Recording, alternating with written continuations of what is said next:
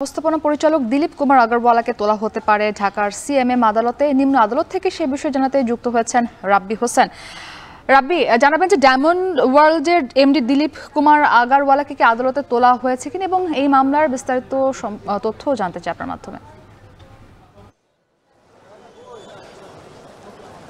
মুক্তি, ডায়মন্ড ওয়ার্ল্ডের ব্যবস্থাপনা পরিচালক দিলীপ কুমার আগরওয়ালকে আজকে আদালতে আনা হয়েছে। তার বিরুদ্ধে প্রতারণার অভিযোগ রয়েছে, পাশাপাশি বাড্ডা থানায় বৈষম্য বিরোধী ছাত্র আন্দোলনে হৃদয় আহমেদ হত্যা মামলায় সে আসামি। এর আগে একবার তাকে রিমান্ডে নিয়েছিল পুলিশ, এরপর আবারও তার রিমান্ড শেষ হওয়ার পরে তাকে আদালতে তোলা হয়। এরপর নতুন করে গত 7 সেপ্টেম্বর তাকে কারাগারে পাঠানো হয়েছে আদালতের মাধ্যমে এবং আজকে তাকে এখানে আদালতে আনা হয়েছে। এখন তাকে হাজতখানাতে রাখা হয়েছে।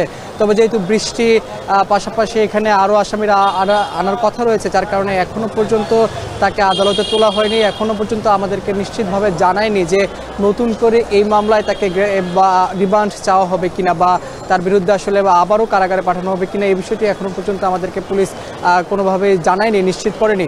তবে যেহেতু তাকে আজকে আদালতে আনা হয়েছে, আমরা আসলে ধারণা করছি হয় তাকে নতুন করে রিমান্ড চাইতে পারে, নয়তো বা আবারও অন্য আরেকটি মামলায় দেখানো হতে পারে, যার কারণ তার বিরুদ্ধে কিন্তু একাধিক মামলা রয়েছে এবং এই ডায়মন্ড ওয়ার্ল্ডের বিরুদ্ধে কিন্তু একাধিক প্রতারণার অভিযোগ রয়েছে এবং এই নকল ডায়মন্ড অর্থাৎ আর্টিফিশিয়াল ডায়মন্ড দেওয়ারও অভিযোগ রয়েছে, পাশাপাশি অর্থ পাচারের অভিযোগ রয়েছে এই দিলীপ কুমার আগরওয়ালের বিরুদ্ধে।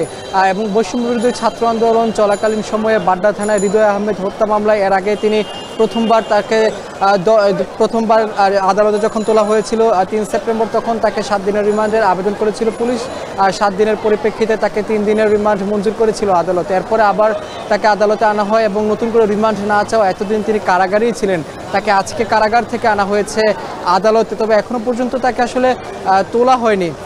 পাশাপাশি আমরা দেখছিলাম যে বৈষম্য বিরোধী ছাত্র আন্দোলন ঘিরে বাড্ডা এলাকায় কিন্তু একাধিক হত্যা মামলা হয়েছে। সেই মামলায় সাবেক প্রধানমন্ত্রী শেখ হাসিনা সহ তার মন্ত্রী পরিষদের একাধিক মন্ত্রীর বিরুদ্ধে, পুলিশের সাবেক ঊর্ধ্বতন কর্মকর্তাদের বিরুদ্ধে কিন্তু অভিযোগ রয়েছে বা এই হত্যা মামলায় আসামি করা হয়েছে। এবং আমরা যতটুকু জানতে পেরেছি যে এখনও পর্যন্ত শেখ হাসিনা সরকারের মন্ত্রী আমলাদের বিরুদ্ধে আরও হত্যা মামলা হচ্ছে এবং প্রতিদিনই কিন্তু কয়েকটি হত্যা মামলা আবেদন করছে আদালতে। এই ছিল সিএমএম আদালত থেকে আমার কাছে সবশেষ খবর।